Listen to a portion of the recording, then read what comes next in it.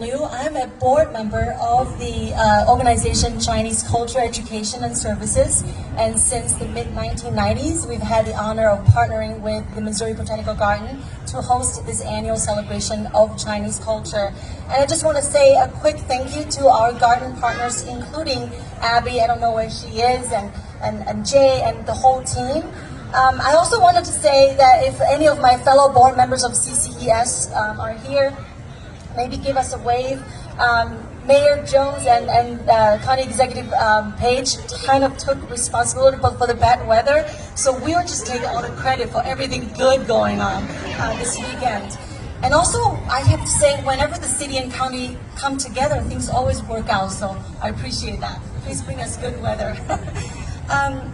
We are a completely volunteer-run organization, and we oftentimes schedule family traditions and travel plans around this event. And we also want to say, of course, we cannot do this with our volunteer performers.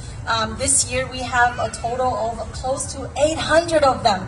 They're kids as young as 5-6 years old, and I believe we have volunteer performers in their 70s and 80s.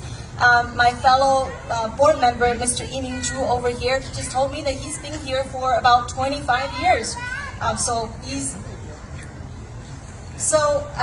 We wanted to, this year our theme is to celebrate communities. And with that, our board message is that we cannot have Chinese Culture Days without our wonderful community.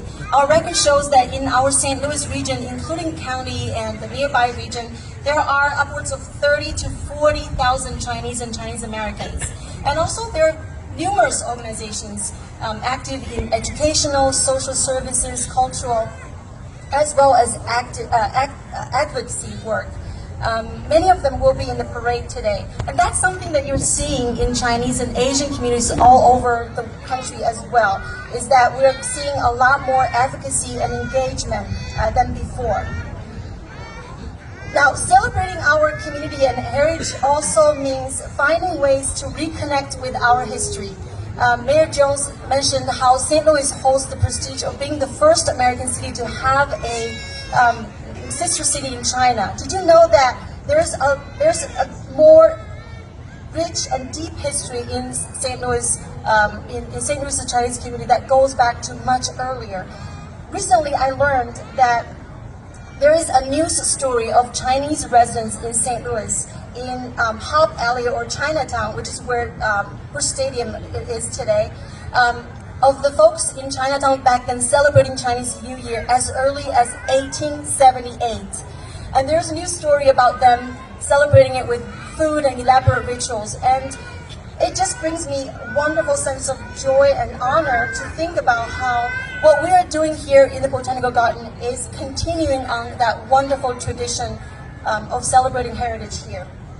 With that being said, I also wanted to say we're here for food, for festival, for fun activities. So I'm so glad to see you here, and from all of us from the hosting committee, thank you and hope you enjoy a wonderful festival this weekend.